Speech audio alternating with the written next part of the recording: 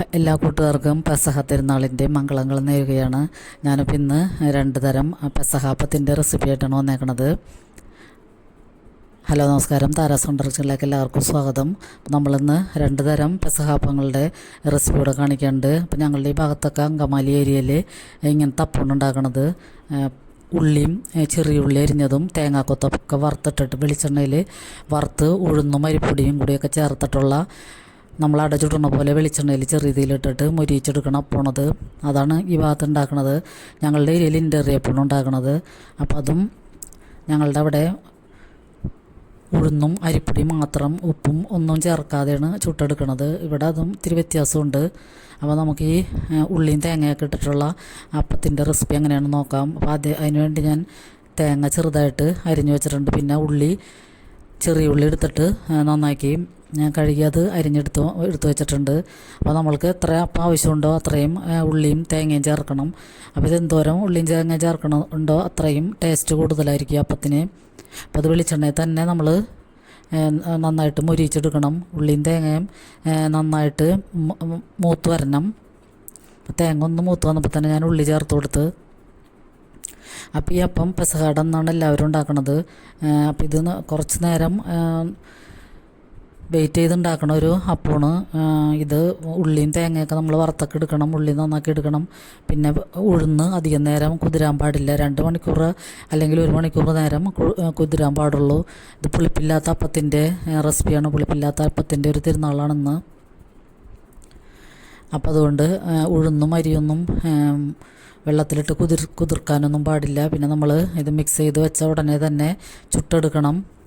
അപ്പോൾ ഞാനിപ്പോൾ ഒരു 1.5 മണിക്കൂർ 2 മണിക്കൂർ ആണ് ഉഴുന്ന് വെള്ളത്തിലിട്ടത്. അപ്പോൾ നമ്മൾ എന്തോരം അരിപ്പൊടി എടുക്കണം അതനുസരിച്ച് ഉഴുന്നെടുക്കാം.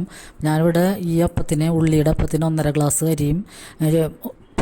അരിപ്പൊടിയും പിന്നെ 1/2 ഗ്ലാസ് ഉഴുന്നിൻ്റെ മിക്സും കൂടിയാണ് എടുക്കണത്.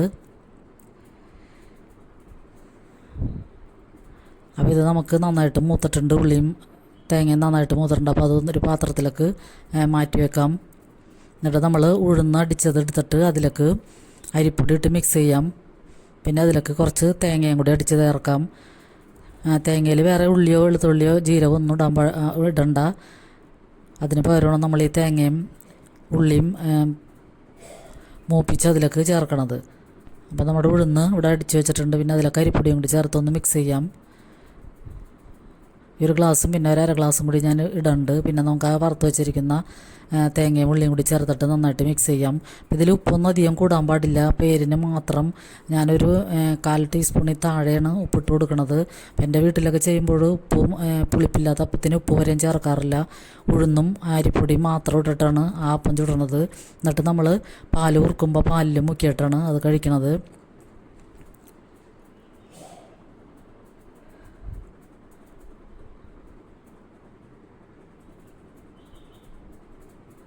അപ്പോൾ ഇതിന്നിങ്ങനെ നന്നായിട്ട് മിക്സ് ചെയ്തതിന് ശേഷം നമുക്ക് തേങ്ങ കുറച്ച് അടിച്ചതും കൂടിയും മിക്സ് ചെയ്തതിന് ശേഷം നന്നായിട്ട് എല്ലാം കൂടി ഒന്നുകൂടി നന്നായിട്ട് മിക്സ് ചെയ്ത് വയ്ക്കാം. ഇത് അങ്കമാലി ഏരിയയിലൊക്കെ ചിലവർ ചുടണത് കുറച്ചും കൂടി വെള്ളം കൂട്ടിയിട്ട് ഇങ്ങനെ ചെറിയ കനത്തിൽ കോരി ഒഴിച്ച പരുവത്തിലാണ് ചുട്ടെടുക്കുന്നത്. അപ്പോൾ ഞങ്ങളുടെ ഈ ഭാഗത്തൊക്കെ ഇത് അട പോലെയാണ് ചുട്ടെടുക്കുന്നത്. ശരിക്കും അട പരത്തണ പോലെ പരത്തിയിട്ട് നമ്മൾ ഏറ്റവും ലോ ഫ്ലെയിമിൽ വെച്ചിട്ട് വെളിച്ചെണ്ണ അരിയത്തെ കൂടി ഇങ്ങനെ ഒഴിച്ചു കൊടുക്കണം. എന്നിട്ട് വെളിച്ചെണ്ണ കിടന്നത് ചെറുതീയിൽ കിടന്നിട്ട് നന്നായിട്ട് മൊരിഞ്ഞ് വരണം. അങ്ങനെയാണ് ഞങ്ങളുടെ ഭാഗത്തൊക്കെ ഇത് ചെയ്യണത്. അപ്പോൾ അങ്കമാലി ഭാഗത്ത് ഇന്ന് രാവിലെ മനോരമ ചാനലിൽ വാർത്തയിൽ കാണിച്ചേർന്ന് പാലൂർക്കിൻ്റെയും അപ്പത്തിൻ്റെയും റെസിപ്പി ഒരു ഫാമിലി ഇടണത്. അവരിത്തിരി കുറച്ചും കൂടിയും ലൂസാക്കിയിട്ട് ഇങ്ങനെ ഉരുളിയിൽ കോരി ഒഴിച്ചാണ് ചെറിയ കനത്തിലാണ് ചുട്ടെടുക്കുന്നത്. ഞങ്ങളുടെ ഇവിടെ ഇത് ഉരുളിയിലായാലും വിറകടുപ്പിൽ വെച്ചിട്ട് ഉരുളിയിൽ ചെറുതീയിലിട്ടിട്ട് നമുക്ക് നല്ലോണം പരത്തിയെടുക്കാം. ഞാൻ അങ്ങനെയാണ് കഴിഞ്ഞ കൊല്ലമൊക്കെ ചെയ്തത്. ഇപ്പോൾ ഇത്തവണ ഇനിയിപ്പോൾ ഞാൻ ഫ്രൈ പാനിൽ ഗ്യാസും വെച്ചിട്ട് തന്നെയാണ് ചെയ്യണത്. അപ്പോൾ നമ്മുടെ ഈ ഉള്ളിയും തേങ്ങയും ചേർത്തേക്കണ ഈ അപ്പം അടിപൊളി ടേസ്റ്റാണ്. ഇത് നമ്മൾ വെറുതെ ഇരുന്ന് ഇങ്ങനെ കഴിക്കാൻ നല്ല ടേസ്റ്റാണ്. വെളിച്ചെണ്ണയിലുമാണ് ഇത് മൊരിഞ്ഞ് കിട്ടണത്. അപ്പോൾ നമ്മൾ എത്ര വെളിച്ചെണ്ണ ഒഴിക്കും തോറും ഈ വെളിച്ചെണ്ണ ഇതിലൊക്കെ ചേർന്നിട്ട് വെളിച്ചെണ്ണ നന്നായിട്ട് കുടിക്കും. അപ്പോൾ നമ്മൾ അതിനനുസരിച്ച് വെളിച്ചെണ്ണ ഒഴിച്ച് കൊടുക്കണം. അപ്പോൾ ഈ അപ്പത്തിന് അടിപൊളി ടേസ്റ്റാണ്. പിന്നെ മറ്റേ അപ്പം ഞാൻ ബാക്കിയുള്ള ഉഴുന്നും കുറച്ച് തേങ്ങയും കൂടി അടിച്ച് തേങ്ങയിൽ 2-3 കഷ്ണം ചെറിയ ഉള്ളിയും വെളുത്തുള്ളിയും 2 കഷ്ണം വെളുത്തുള്ളിയും കുറച്ച് ജീരകവും കൂടി ഇട്ടിട്ട് അരിപ്പൊടിയും ഉഴുന്നടിച്ചതും കൂടി ചേർത്തിട്ട് അതും ഒരപ്പത്തിനുള്ള മാവ് മിക്സ് ചെയ്ത് വയ്ക്കുന്നുണ്ട്.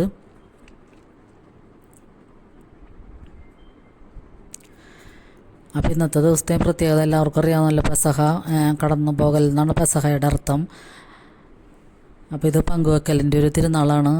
നമ്മൾ പങ്കുവെച്ച് കഴിക്കുന്നത് തന്നെ ഓർമ്മപ്പെടുത്തുന്നതാണ് പെസഹ വ്യാഴം. അപ്പം ഞങ്ങളുടെ ഇവിടെ വൈകിട്ട് യൂണിറ്റിലെ ഗ്രൂപ്പിൽ നിന്നൊക്കെ പാൽ കുടിക്കാനും ഒക്കെ എല്ലാവരും വരും. ഞങ്ങൾ എല്ലായിടത്തും പോകാറുണ്ട്. അപ്പം അങ്ങനെ വരുമ്പോൾ ഇങ്ങനെ നമ്മളുടെ ഫ്രണ്ടിൽ സിറ്റ് ഔട്ടിൽ ടീപ്പോയും ഇതൊക്കെ എടുത്ത് വയ്ക്കണം. അപ്പോൾ ഒന്ന് സ്പൂണിലെടുത്തിട്ട് ഒന്ന് ടേസ്റ്റ് ചെയ്യുക മാത്രം ചെയ്യുള്ളൂ എല്ലാവരും. ഞങ്ങളങ്ങനെ തന്നെയാണ്. അപ്പോൾ നമ്മളതൊരു ആചാരമായിട്ട് കുരിശിൻ്റെ വഴി ചൊല്ലി എല്ലാ വീടുകളിലും നമ്മളിങ്ങനെ പോകും. അപ്പോൾ ഇന്നത്തെ ദിവസം എല്ലാ വീടുകളിലും നമ്മൾക്ക് പറ്റാവുന്ന വീടുകളിലൊക്കെ സ്വന്തക്കാരുടെ വീട്ടിലൊക്കെ പോയിട്ട് ഇങ്ങനെ പാലൂർക്ക് അപ്പത്തിൽ മുക്കി കഴിക്കുന്നത് ഒരു ആചാരമാണ്.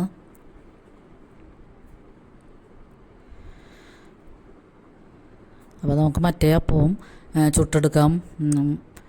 അതും പുളിക്കാനൊന്നും വെക്കാൻ പാടില്ല. നമ്മൾ മിക്സ് ചെയ്ത ഉടനെ തന്നെ ഇത് ചുടണം. അപ്പോൾ അത് ഞാൻ ഇഡ്ഡലി പാത്രത്തിൽ ഒരു സ്റ്റീൽ പാത്രം എടുത്തിട്ട് അതിൻ്റെ ഉള്ളിൽ ഇതൊഴിച്ചു കൊടുക്കുകയാണ് ചെയ്യുന്നത്. എന്നിട്ട് നമ്മൾ ഓശാനക്ക് കിട്ടിയ കുരിശ് കുരുത്തോല കുരിശിൻ്റെ ആകൃതിയിൽ വെട്ടിയെടുത്തിട്ട് അതും കൂടിയും നമുക്ക് വെച്ച് കൊടുക്കണം. അപ്പോൾ ഈ പെസഹ വ്യാഴാഴ്ചയുടെ അന്ന് നമ്മൾ ഇങ്ങനെ അപ്പം ചുടുമ്പോഴൊക്കെ ഇങ്ങനെ കുരിശ് വെക്കണം. ബാക്കിയുള്ള ദിവസങ്ങളിലൊക്കെ നമ്മൾ ചുടുകയാണെങ്കിൽ ഇപ്പോൾ തലേ ദിവസം ബുധനാഴ്ചയൊക്കെ ചുടുകയാണെങ്കിലും അങ്ങനെ കുരിശ് വെക്കരുത്. പെസഹ വ്യാഴാഴ്ചയുടെ അന്നാണ് കുരിശ് വെച്ചിട്ട് നമ്മളിങ്ങനെ അപ്പം ചുട്ടെടുക്കണത്. അപ്പോൾ ഞാനിങ്ങനത്തെ 2 തരം അപ്പം ഇവിടെ കാണിക്കണതാണ്. അപ്പോൾ പാല് ഇപ്പോൾ ഞങ്ങൾ വൈകിട്ടാണ് പാല് കാച്ചണത്, പാല് കുറുക്കി എടുക്കണത്. അത് ഒരുവിധം ചൂടോടുകൂടിയാണ് എല്ലാവർക്കും കൊടുക്കണത്. ചൂടാറിക്കഴിഞ്ഞാൽ അത്ര ടേസ്റ്റ് ഉണ്ടാവില്ല. അപ്പോൾ അതിൽ തേങ്ങാപ്പാലിൽ നമ്മൾ ഒരു 2 ടേബിൾ സ്പൂൺ അരിപ്പൊടി പിന്നെ പഞ്ചസാരയും കൂടി ഇട്ടിട്ട് നന്നായിട്ടൊന്ന് ചൂടായി വരുമ്പോഴത്തേനും ചുക്കും ജീരകവും മാത്രം നന്നായിട്ട് പൊടിച്ചതിൻ്റെ പൊടി മാത്രം അരിച്ചെടുത്തിട്ട് അതിൻ്റെ പൊടി മാത്രം ചേർത്ത് ഈ തേങ്ങാപ്പാലിട്ടിട്ട് ഒന്ന് കുറുക്കിയെടുക്കണം. അപ്പോൾ അത് കുറുക്കണത് നമ്മൾ കൈ വിടാതെ നന്നായിട്ട് ഈ തേങ്ങാപ്പാലും അരിപ്പൊടിയും കൂടിയും കുറുക്കിയെടുക്കണം. അരിപ്പൊടി ഒട്ടും കൂടാൻ പാടില്ല, 2 ടേബിൾ സ്പൂൺ മാത്രം പാടുള്ളൂ. അപ്പോൾ അതാണ് പാലൂർക്ക്. അപ്പോൾ ഈ വീഡിയോ ഒക്കെ എല്ലാവർക്കും ഇഷ്ടമായെന്ന് കരുതുന്നു. ഇഷ്ടമായ ലൈക്ക് ചെയ്യാനും കമൻറ്റ് ചെയ്യാനും മറക്കരുത്. അപ്പോൾ എല്ലാവർക്കും ഒരുപാട് നന്ദി.